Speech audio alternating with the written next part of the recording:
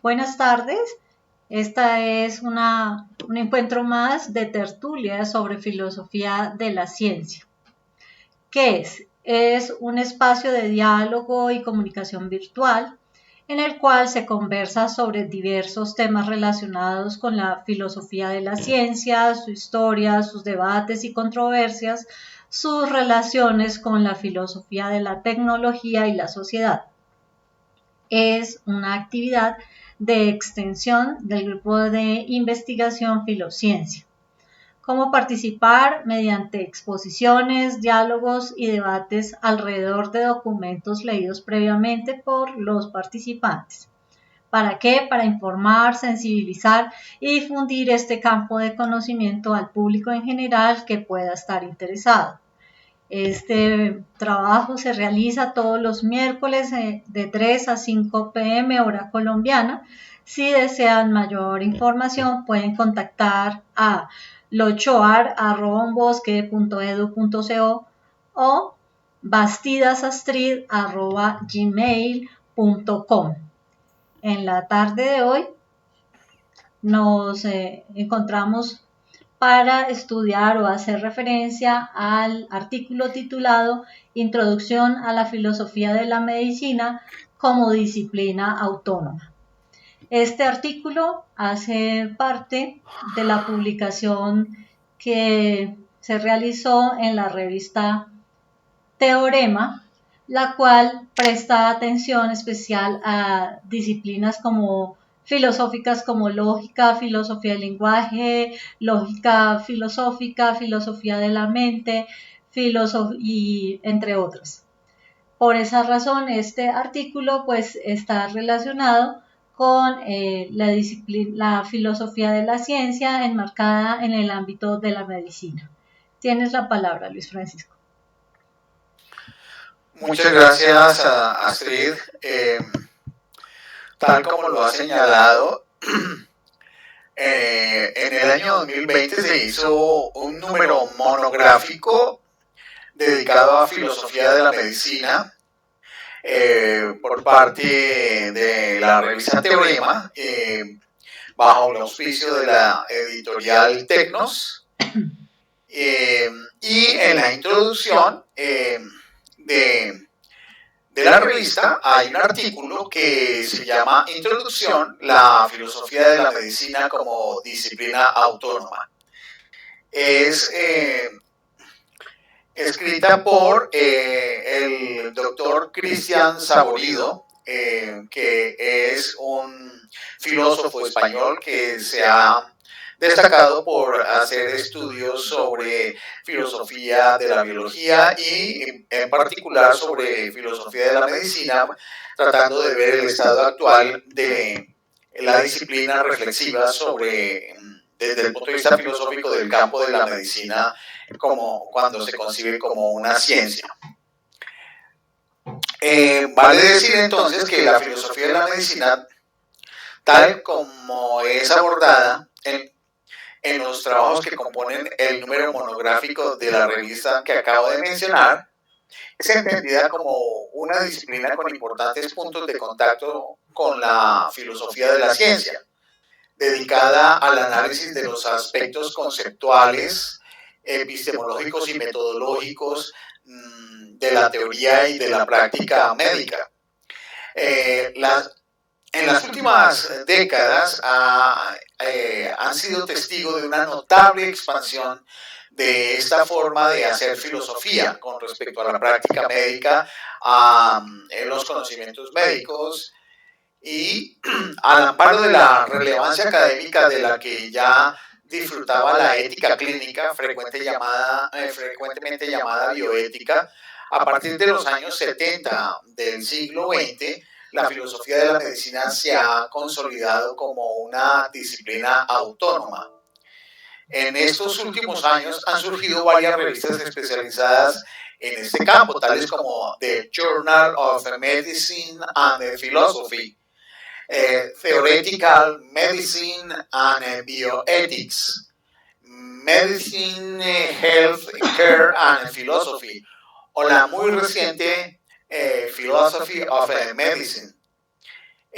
También son varios los manuales de estudio que han surgido, como los de Merkum en el año 2008, Gifford en el 2011, Solomon 2015, Solomon y otros en el 2017, Genga en el 2018, Broadbent en el 2019 y una producción que hizo el propio doctor Saborido en el año 2020.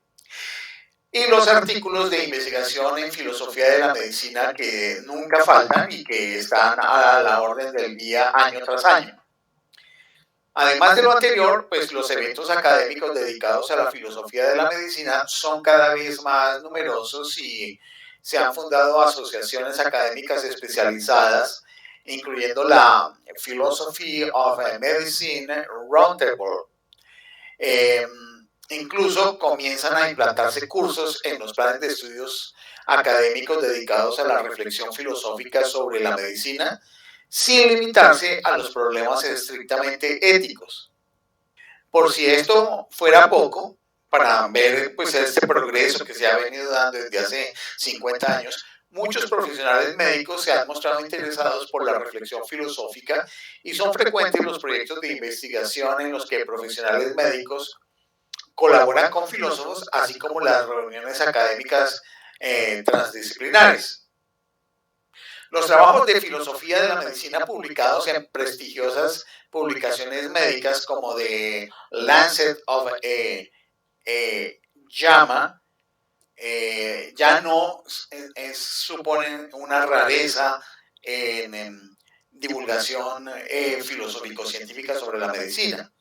Así, la filosofía de la medicina es hoy uno de los ámbitos de la filosofía con mayor proyección.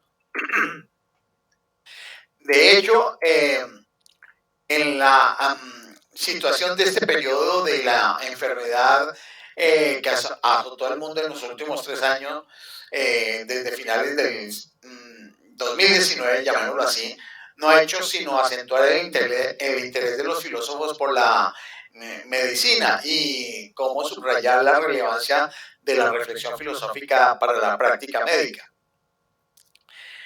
Necesariamente, el conjunto de temas por los que se interesa la filosofía de la medicina ha de ser muy variado. Aquí, pues en este video lo que estamos haciendo es como una especie de introducción sobre el tipo de temáticas que se tienen en cuenta en este tipo de estudios, así como lo que actualmente en los últimos años se ha venido trabajando.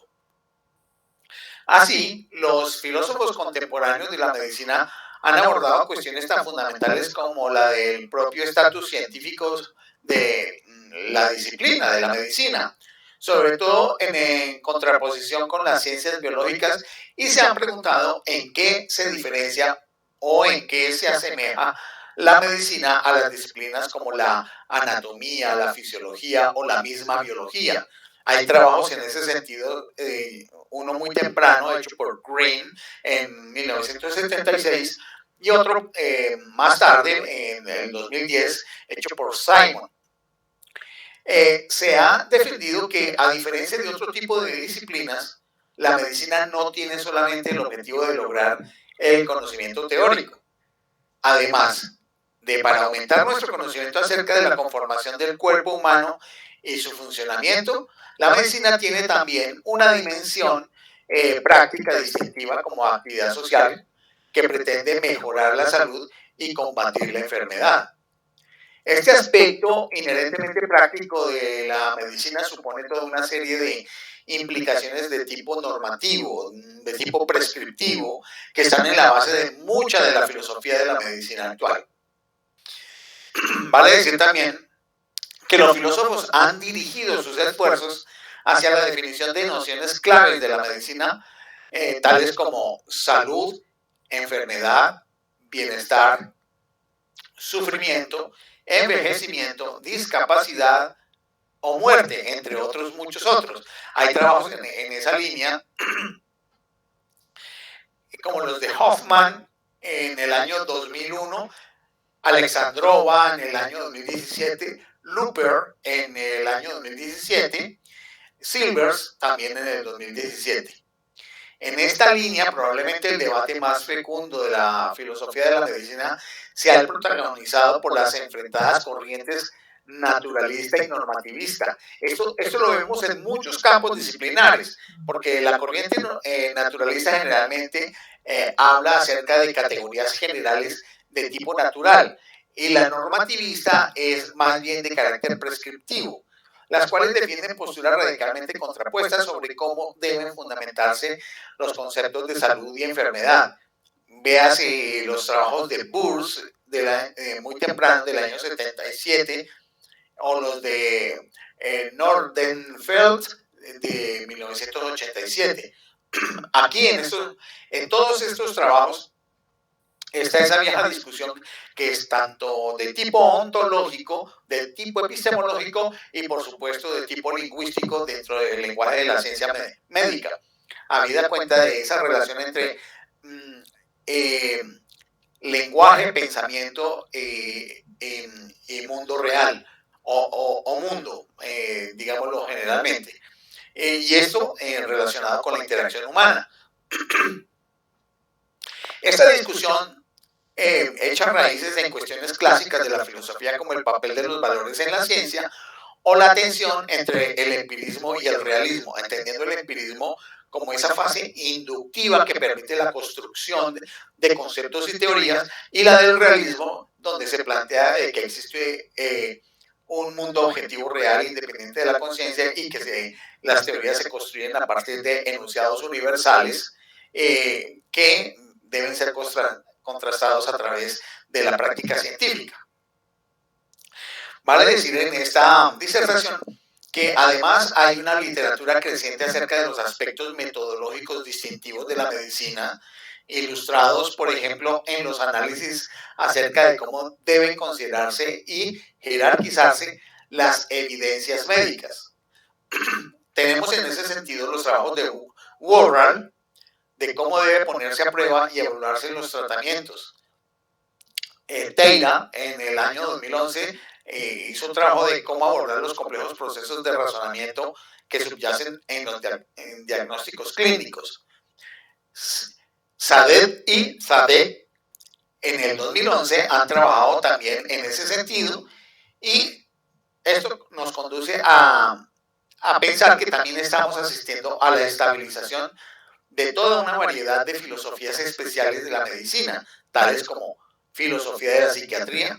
Hay un trabajo de Fulford y otros en el 2006, filosofía de la enfermería, los trabajos de Richard en 2010, la filosofía de la salud pública de Rickless del 2011. Cada especialización médica conlleva una teoría y una práctica diferente, por lo que la agenda de los problemas filosóficos cambiará dependiendo de cuál sea el ámbito concreto al que se remita.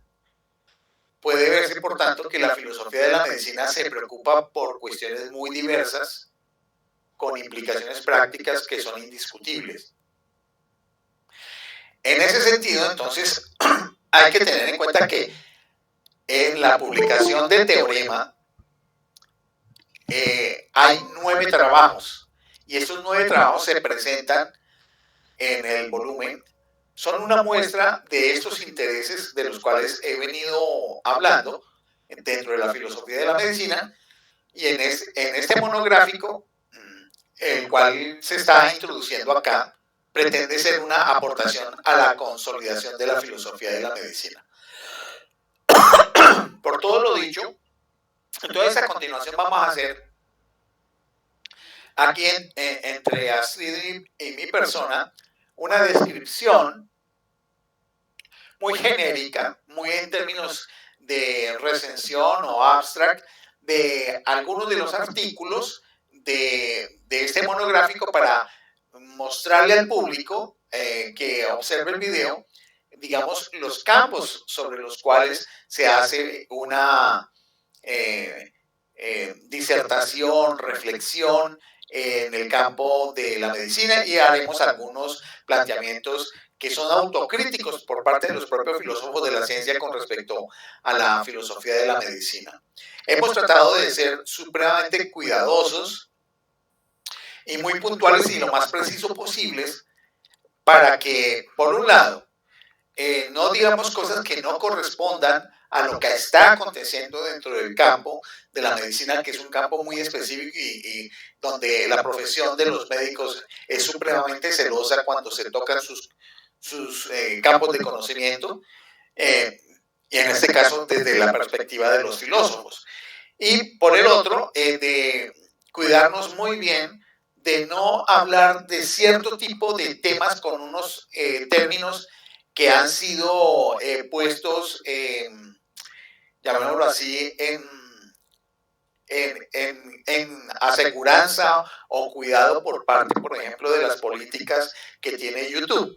En ese sentido, seremos los más cuidadosos posible en la descripción de lo que estamos hablando a lo largo de este video. Entonces, voy a ceder la palabra para que así haga una presentación de los 2 o 3 primeros artículos que tiene el monográfico de la revista Teorema en relación con la filosofía de la medicina, si no tienes previamente algún otro comentario. No, me parece que más bien a partir de lo que se va mirando en cada una de estas recensiones o reseñas, sí se podría de pronto hacer una ampliación muy específica. Entonces voy a comenzar que el primer artículo de este número especial pues es el último trabajo del doctor Christopher Bors, que es uno de los autores más influyentes de la filosofía de la medicina contemporánea. En Resnick of Health, Bors revisa críticamente las propuestas teóricas del filósofo y psiquiatra Lauris Resnick, trabajos de 1987 y 2016. La caracterización aquí de la enfermedad mental de Resnick es una de las más utilizadas en la teoría y filosofía de la psiquiatría. Brosser defiende que esta caracterización se basa en una noción de condición patológica que no está suficientemente fundamentada. Así que una condición patológica en esta interpretación sería para Resnick una condición infrecuente, no deseada y perniciosa que para quien la sufre y para la que el tratamiento médico es una medida necesaria y adecuada. Por su parte, pues Bors argumenta en su trabajo que esta caracterización de lo patológico pues no da cuenta adecuadamente de muchos casos médicos, tales como ciertas reacciones a circunstancias ambientales inusuales, y además llevar a caracterizar como patológicas a ciertas condiciones difícilmente definibles, como son, por ejemplo, poseer ciertas creencias dañinas, aunque también pues estén fundamentadas. Así que entra en juego pues aspectos del entorno. Así también, pues, aunque Burns valora muy positivamente muchas de las ideas de Resnick, muestra que su noción de patología no sirve para anotar condiciones necesarias y suficientes por las que un estado se pueda constituir como enfermedad. Sobre la cuestión de qué condiciones supone una enfermedad, trata también el trabajo de Nicholas Binney. Su trabajo se titula Using Medical History to Study Disease Concepts in the Present, Lesson from Canguilhem. Entonces, tal y como señala pues en el título de este trabajo, Binney relaciona las ideas de George Canguilhem, el trabajo de 2015, y también con referencia a 1966. Este es uno de los autores más reivindicados desde la actual filosofía de la medicina, con el presente debate entre naturalistas y normativistas, como lo estaba manifestando Luis Francisco, acerca de la definición de salud y enfermedad. A partir de la idea de Canguilhem y sirviéndose del ejemplo de los cambios históricos en la caracterización médica de la insuficiencia cardíaca, Wiener argumenta que la noción de patología clínica no es una derivación de la idea de anormalidad fisiológica. para Wiener es la noción médica de patología que está determinada por lo que los profesionales entienden por salud y enfermedad, lo que da lugar a caracterizaciones fisiológicas de normalidad y anormalidad. Como consecuencia, pues la medicina no está basada así en fisiología, sino más bien es al revés, que la fisiología está determinada por concepciones médicas, tal y como lo plantea Wiener, defiende, que esto es algo que supone reconsideraciones en cuanto a los términos del debate entre las posiciones naturalista y normativista. Entonces aquí vemos un problema de tipo terminológico que también impacta en la forma como se hace la práctica, el diagnóstico o la forma de intervenir. El debate actual sobre estas definiciones de, por ejemplo, salud, enfermedad, es nuevamente revisado en otro artículo presentado por el doctor Jonathan Scholl y Simon Scholl. El trabajo se titula Talking a Naturalistic Thought in the Health and Disease Debate.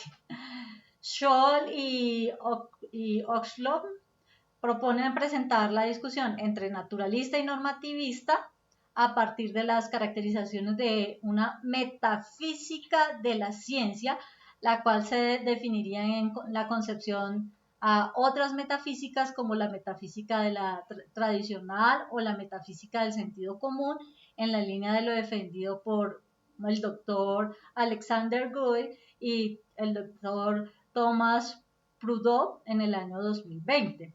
Scholl y Oaklund revisan estas principales propuestas en torno a la definición teórica de la noción de salud y enfermedad del debate actual, para con ello mostrar que están determinadas por el tipo de metafísica que se asume o que se asuma, pues no todas ellas se basan en una metafísica de la ciencia.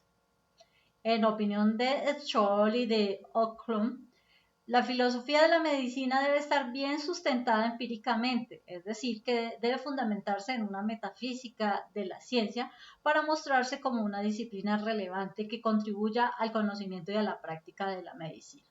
Entonces aquí están los primeros trabajos que precisamente, como lo estabas mencionando, está también fundamentado en esa perspectiva o esos términos que están desde la visión naturalista o normativista. Correcto. Bueno, también pues enmarcado en este debate sobre las nociones de salud y enfermedad, Amanda Thorell, en su artículo Pathology as a Reduced Efficiency, a Dispositional Approach, ofrece un refinamiento del enfoque bioestadístico que critica la noción de eficiencia que asumen las propuestas de Burs en sus publicaciones del año 1977, 1997 y en el 2014, así como las de Hausman del 2012. Para Thorell, tanto la definición de eficiencia de Burs como la definición de esta noción introducida por Daniel Hausman no son válidas para la práctica médica, por lo que propone una nueva caracterización de la noción de eficiencia. Según esta propuesta, dentro de la noción de eficiencia puede distinguirse entre eficiencia para sobrevivir, la cual denomina originalmente Survival Efficiency, y eficiencia para reproducirse, originalmente Reproduction Efficiency.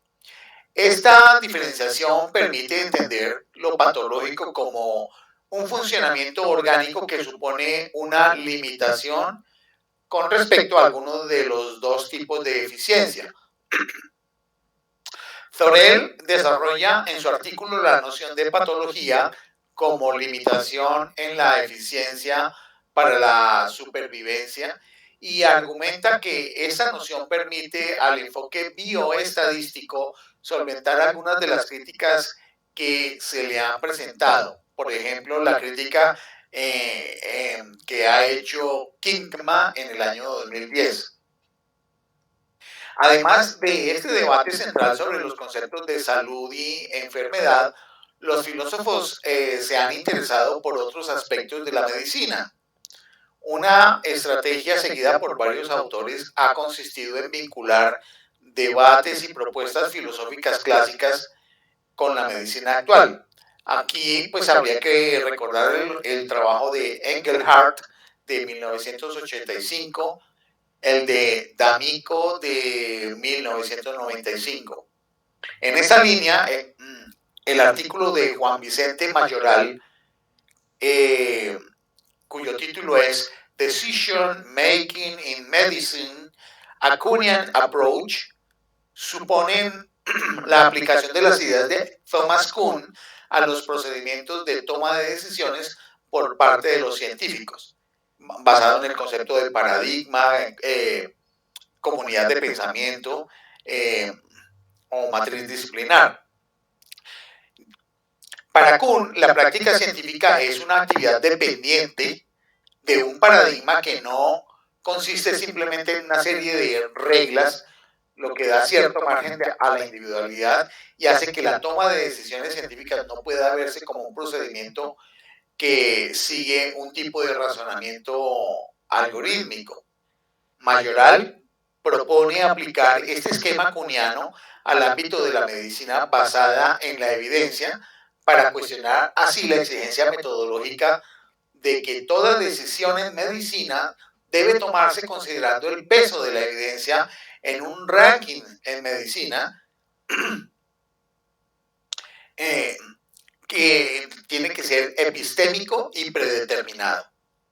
Un enfoque que tenga en cuenta a Kuhn defiende, en este caso Mayoral, ofrecerá una concepción de evidencia más amplia que permitirá considerar diferentes rankings de evidencias y abordar toda la diversidad de procedimientos de decisión que puedan contribuir a la práctica médica.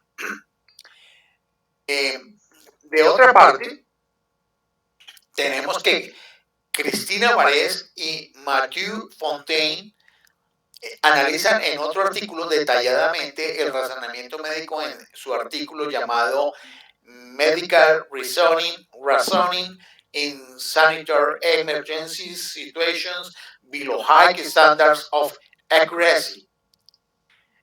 En concreto, Varese y Fontaine muestran que los contextos de emergencia médica necesitan de formas de razonamiento que, aunque estén por debajo de los estándares de precisión usualmente exigidos para evaluar la corrección de un razonamiento, presentan un equilibrio entre las metas y los recursos cognitivos en esos escenarios. La abducción, que es una forma de razonamiento que está generalmente relacionada con la formulación de hipótesis, se presenta como una útil forma de razonamiento que permite a los agentes actuar sobre la base de esa formulación de hipótesis, aún a pesar de hallarse en estados de alta incertidumbre, algo característico en las situaciones de emergencia médica.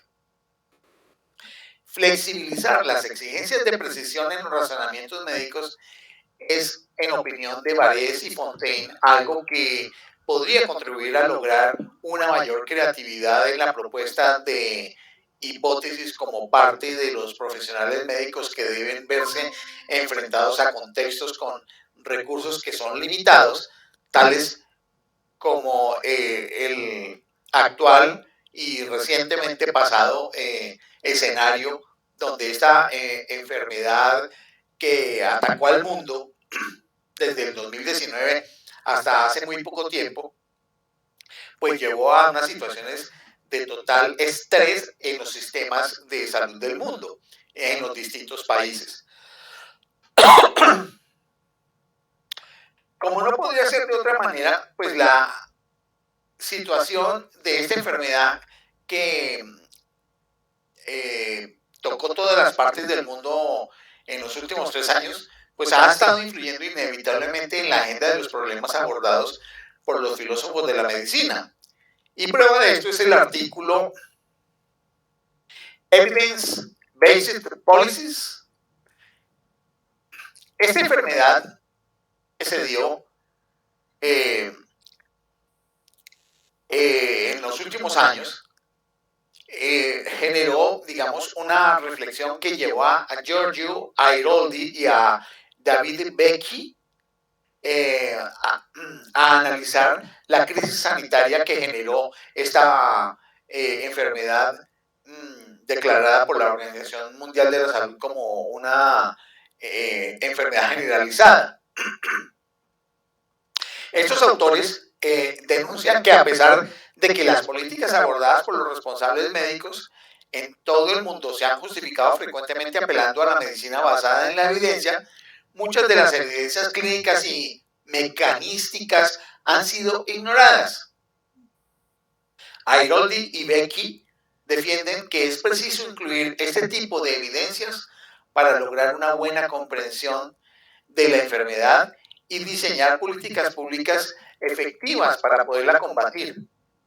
Así, este artículo propone un enfoque pluralista de la evidencia que busque integrar todo el conocimiento disponible a fin de desarrollar una medicina basada en la evidencia que sea útil para ayudar a los gobiernos y a los responsables institucionales a gestionar situaciones tan complicadas y urgentes como de la mencionada enfermedad de los últimos 3-4 años que ha afectado al mundo. Bien, te doy la palabra, sí, para que sigas presentando algunos otros de los artículos que están en este monográfico de la revista Teorema. Perfecto, gracias. Está pues el trabajo de Oliver Todd y José Luis Luján, quienes también dedican su trabajo a la cuestión de la gestión en salud pública, centrándose en el caso de la regulación de las declaraciones de salud. Estas declaraciones son afirmaciones científicamente válidas acerca de los beneficios para la salud humana de lo que son algunos alimentos. En el trabajo titulado Health Claim Regulation for Public Health, Individual Choice in Libertarian Paternalism, Todd y Luján identifican un debate entre una postura que sostiene que los consumidores deben ser el factor más importante a tener en cuenta para la toma de decisiones con respecto a su salud y otras posturas que defienden que es el criterio del experto, los que se encargan de hacer de reguladores y de médicos a los que se les debe dar primacía en su concepto. Para estos autores, pues este debate remite a la discusión entre el paternalismo libertario y los enfoques que defienden que las elecciones de este tipo deben basarse en el conocimiento científico sólido. Bajo este debate acerca de las controversias metodológicas y regulatorias de las declaraciones en salud, subyace la discusión aún no resuelta sobre quién debe tomar las decisiones, si el individuo afectado por el resultado de las decisiones o el experto que dispone de un, entre comillas, mejor conocimiento. En medicina, esta discusión tiene, tal y como muestra este artículo, repercusiones muy concretas que afectan, entre otros aspectos, a la gestión de la salud pública. Este número especial pues se cierra con el artículo de James Marcum, el título P7 Medicine, Humanizing System Medicine. Marcum expone en su trabajo una extensión de la medicina del sistema P4 formulada a comienzos del siglo XXI en el trabajo de Hoth 2013. Esta medicina nominada como P4 reivindicaba una práctica de la medicina predictiva, preventiva, personalizada y participativa.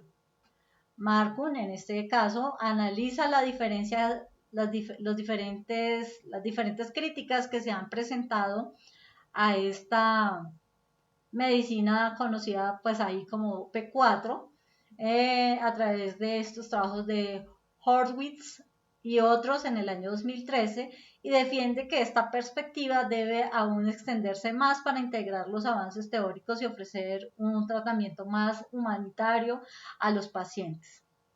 Por otra parte, pues la medicina P7, que es como un avance de esta versión, propone, según Marcum, serviría para integrar en un marco único todas las diversas y a menudo desconectadas ramas de la medicina, con el objetivo de lograr la mejor asistencia sanitaria posible, tanto en términos teóricos como éticos. Este trabajo pues sirve además para poner de manifiesto una característica crucial de la medicina. Dado el carácter inherente normativo, no es posible desligar los aspectos teóricos del conocimiento médico de las implicaciones prácticas. La filosofía de la medicina y la ética médica son consecuentemente disciplinas íntimamente vinculadas. Muy bien, vamos a mirar entonces, pues en resumen, los trabajos que se recogen en este número especial dedicado a la filosofía de la medicina ofrecen una panorámica de varias de las cuestiones más relevantes abordadas por la filosofía de la medicina actual y exponen muchas de las discusiones, enfoques y teorías que conforman esta disciplina. El contexto actual que tenemos ha provocado, entre otras consecuencias imprevistas, que muchos filósofos hayan convertido a la medicina en objeto de estudio prioritario, pues habida cuenta de la enfermedad a la cual nos hemos referido, que invadió al mundo en los últimos 3 años.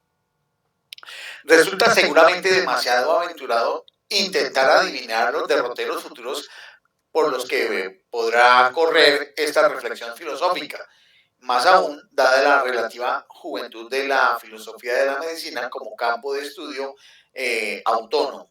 En cualquier caso, la diversidad y el magnífico estado de salud de la disciplina, porque hay prolificidad en los trabajos, quedan de manifiesto en esos 9 trabajos que hemos aquí por lo menos pincelado de manera general. Ahora bien, vale decir que es indudable que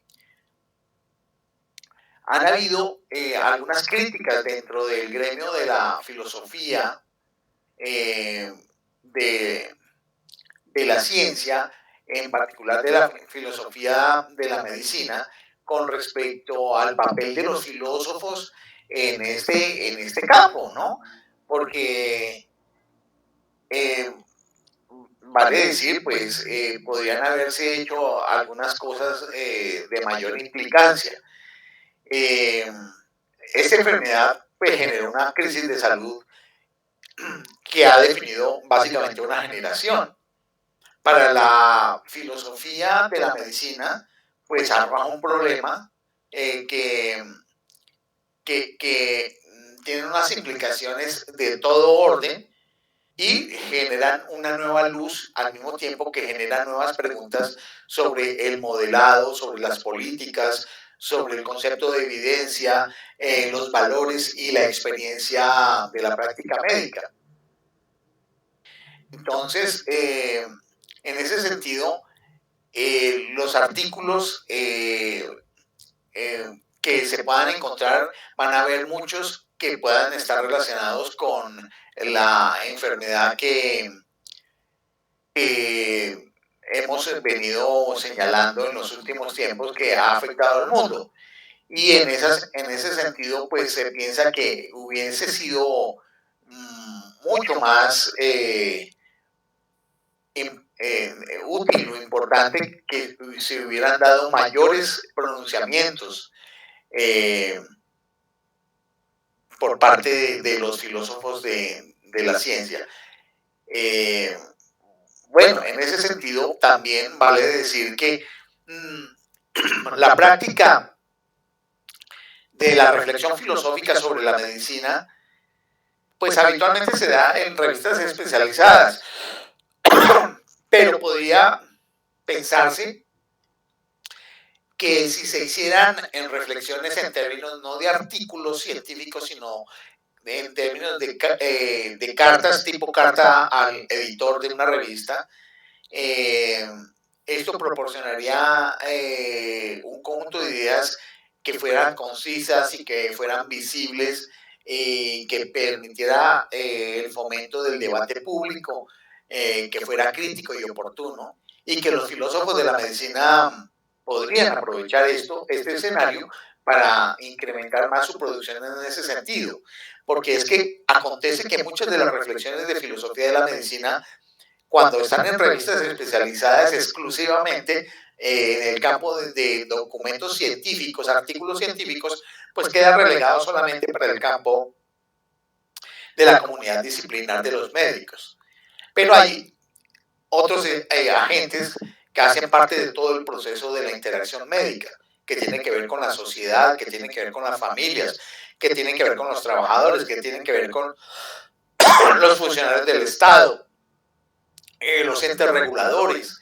Y entonces eso también tiene un componente del debate público y que implica generar publicaciones en revistas mucho más abiertas que las revistas estrictamente científicas propias de la medicina o de la filosofía de la medicina. Eso quería señalar, pero creo que con este video introductorio se genera, digamos, como una muy buena expectativa a quienes estén interesados por la reflexión filosófica acerca del conocimiento médico, tanto en el sentido teórico como en el sentido de la práctica médica, para seguir avanzando en esto y generar producción, porque indudablemente aquí dentro del campo de la medicina nos encontramos con problemas que tienen que ver, por un lado, con las concepciones de tipo ontológico en la definición de enfermedad o tipos de enfermedades o la clasificación de enfermedades o la denominación de entes denominados enfermedad. Pueden haber tendencias dentro de la medicina donde se hable que no existen enfermedades por sí mismas como entidades, sino que existen enfermos, donde hay una serie de signos y de síntomas que se asocian y se reúnen y a esa conjunción se le puede dar una denominación. Y ahí hay un debate que es tanto ontológico como de tipo epistémico. Todo este tipo de cosas es importante tener en cuenta, de tal manera que los filósofos de la ciencia junto con los médicos puedan hacer mejores trabajos de reflexión sobre su propia práctica y que generen ello avances y precisiones tanto en la investigación como en las denominaciones tanto teóricas como filosóficas con respecto al campo de la medicina. Eso sería lo que yo tendría que señalar en relación como resumen de lo que hay en este conjunto de artículos sobre filosofía de la medicina. Pues gracias, Francisco. Yo creo que esto también es la posibilidad de escuchar de pronto a alguien que desde la experiencia y la práctica durante varios años en el campo de la salud, y es hoy que nos está acompañando Lidia Patricia. No sé si ella quiera, después de haber escuchado lo que se ha expuesto, hacernos algún comentario que venga al caso. Lidia Patricia.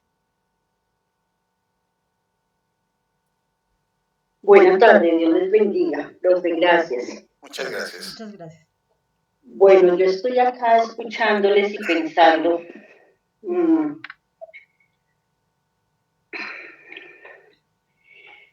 si realmente lo patológico, o mejor, si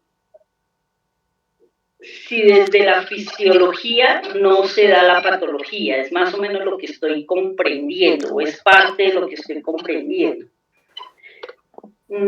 sino que más bien a partir de lo patológico se ha descubierto o se ha adentrado en lo fisiológico.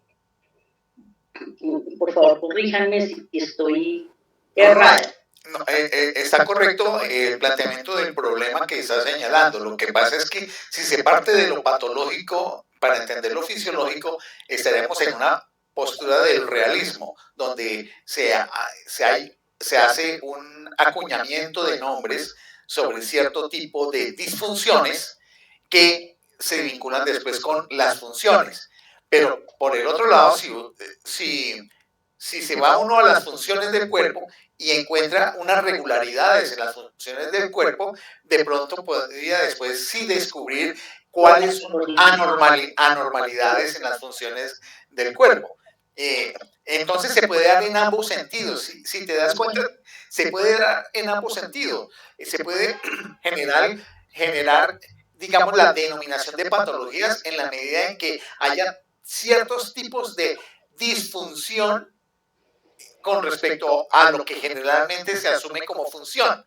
Pero por el otro lado, se pueden hacer unas denominaciones de tipo universal previas, es decir, es que esto es una disfunción sin haber experimentado en la práctica, y a partir de esa se puede confrontar con los distintos tipos de funcionamiento que se pueden encontrar en los cuerpos de múltiples pacientes que se puedan tener en un determinado territorio. O sea que se puede hacer desde ambas perspectivas. Ahora, quienes defienden el empirismo dirían, no, fijémonos bien a través de la práctica médica, en la práctica del diagnóstico, cómo es el funcionamiento de los distintos sistemas, y en esa medida vamos a encontrar unas regularidades, y a partir de esas regularidades sí podríamos decir, una disfunción de esas regularidades se podría denominar patología. Es más o menos como la idea fundamental que se discute, ¿no? Sí, y esto, pues, en lo personal me lleva a ver la complejidad de lo corporal, porque no se puede descartar cualquiera de las dos vías. De hecho, hay enfermedades o patologías mejor que han llevado a pensar en cómo es la fisiología. Y como aún no se ha comprendido cómo es la fisiología de ese tipo de patologías que se están presentando, pues se ha determinado como por ejemplo enfermedad huérfana o enfermedades o mejor trastornos de tipo mental que no tienen sino meramente, o no lo voy a minimizar tanto, sino que tiene un tratamiento paliativo, ¿sí? Así es que en la filosofía pensar de esa manera, pues engrandece muchísimo lo que puede significar la grandeza del ser, la complejidad que hay en esa corporalidad, en lo que forma, pues los sistemas que forman el ser, porque unos nos muestran, y entonces ahí es cuando vamos desde lo fisiológico a lo patológico, nos muestran, se evidencia y nos enseña para llegar a una conclusión y poder tratar la patología que quiera que sea que se concluya. Y otros no, nos dejan en la especulación posiblemente. Claro, sí, totalmente de acuerdo. Pues por lo que Lidia está explicando, pareciera que hay argumentos a favor tanto de el principio de empirista que dice, bueno, observemos cómo es la fisiología del cuerpo y aquellas disfunciones serían las que denominamos patologías. O la otra, y es la denominación de patologías a partir de un fundamento hipotético deductivo que después se contrasta con lo empírico de los pacientes, que sería, digamos, como la antítesis de la visión empirista. Pero el asunto es que hay casos como los que ella señala, de las enfermedades huérfanas, donde no se sabe exactamente qué es, no se puede atribuir exactamente si empíricamente puede detectarse, o si es algo que pudiéramos bautizar de una vez para decir esto es enfermedad, porque se sale de los parámetros tanto de un extremo como del otro, y eso lleva justamente a que se tenga que pensar más y más e investigar más y más, porque es un asunto de investigación diagnóstica, indudablemente, pero también al mismo tiempo es un asunto de reflexión para entender cómo es tanto la concepción teórica como la concepción práctica de la propia medicina. Y esto lleva a entender que la medicina no es solamente una fundamentación teórica de cómo es lo que se considera lo saludable, sino que también es una práctica que lleva a coadyuvar a la recuperación de los estados que llamamos de salud. Entonces tiene los dos componentes y eso lo hace tan especial que no podemos decir que es una ciencia en sentido estricto y puro, pero tampoco lo podemos llamar que es una tecnología que sea la aplicación de conocimientos para la resolución estricta de problemas. Tiene los dos componentes y eso hace bien interesante la naturaleza de lo que es la medicina, así como su relación con otras disciplinas, como por ejemplo la propia fisiología, ¿sí? La propia bioquímica, por ejemplo, ¿sí? O la misma anatomía, o la biología general, porque es que tiene que ver con todas estas otras disciplinas. Y esto implica que muchas de las cosas que se trabajan en medicina son de carácter transdisciplinar.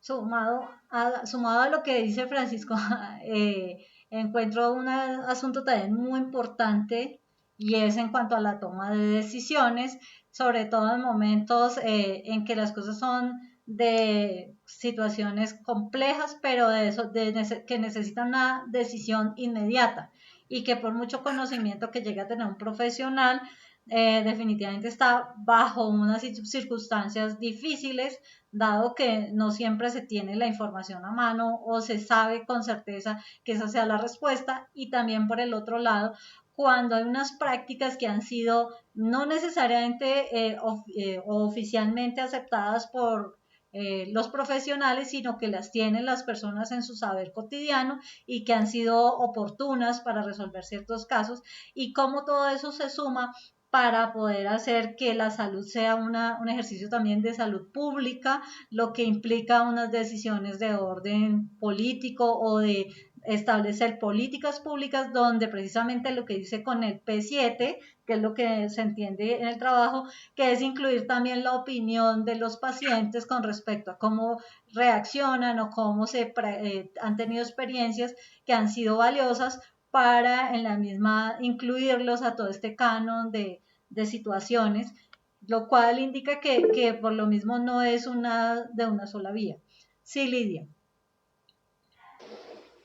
Y eso que usted está diciendo, profe, es bien interesante, ya que es a partir de esa referencia del paciente que se ha hecho, digamos, se ha trazado la certeza, si se puede decir, o veracidad de lo fisiológico. Porque si bien es cierto, lo fisiológico se puede identificar en la función, en la funcionalidad del cuerpo humano, ¿cierto? Hay muchas cosas que se desconocen a partir de signos y síntomas, o mejor, sí, que se desconocen y se conocen o se saben a partir de los signos y de los síntomas. de la referencia del paciente, de la referencia del que lo está sintiendo.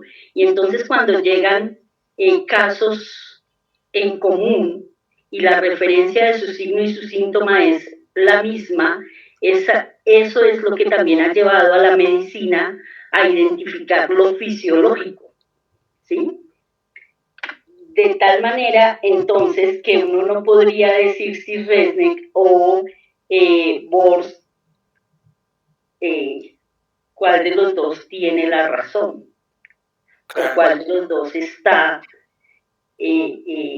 ha hecho mejor la labor, pues, de investigación o de filosofía o de pensamiento y de decisión, porque el cuerpo se muestra y la patología es sencillamente eso, la muestra de lo que el cuerpo resalta de acuerdo a cómo él considere se le está atacando o se le está beneficiando. No sé si me he hecho entender, espero sí haberme hecho entender. Sí, sí, cómo no, claro, y es que aquí me hace acordar de dos cosas. Uno, que hay un estudio, ahorita no recuerdo el nombre de quien hizo el estudio, esto lo leí anoche, acerca de la naturaleza de los límites del dolor y la medición del dolor. Escalas de medición del dolor como escalas que son inicialmente subjetivas y que son una evidencia que presenta no un signo, sino síntomas que los da el paciente.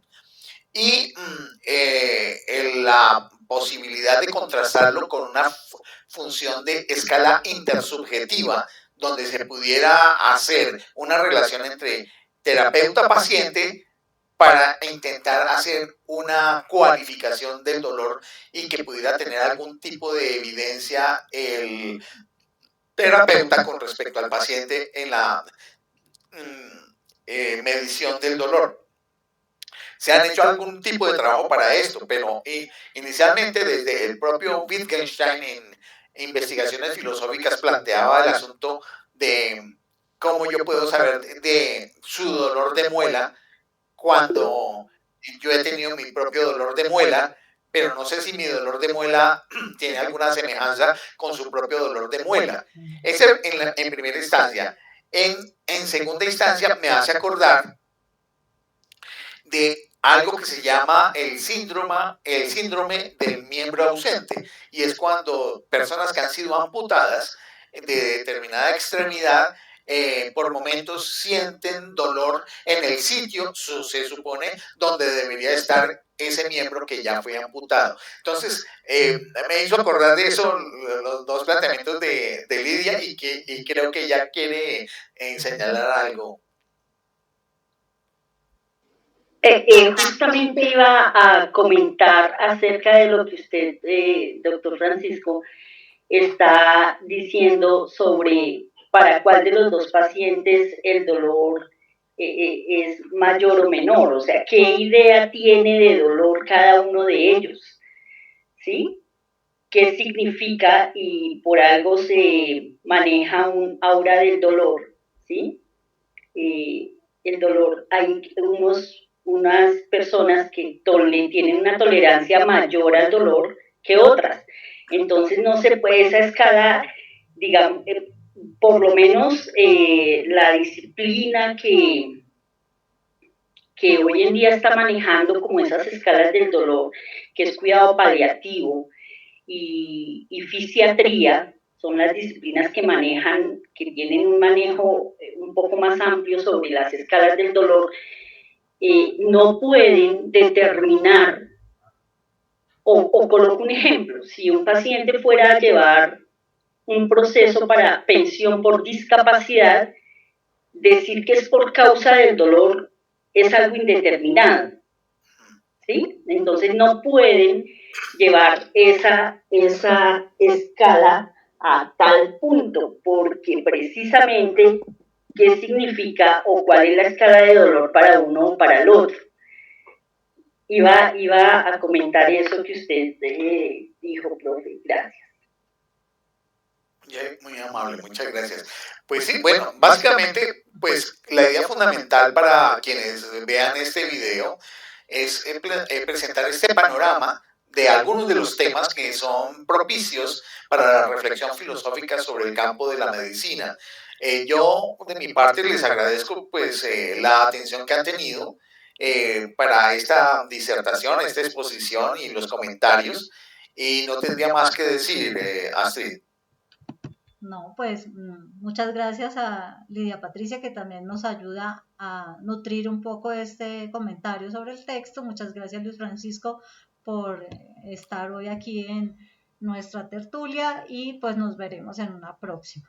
Muchas gracias. Entonces un saludo para Lidia, un saludo para ti Astrid y felicidades, muy amables. Muchas gracias, doctor Francisco, Dios le bendiga. Doctor Astrid, gracias, que la bendiga. Gracias.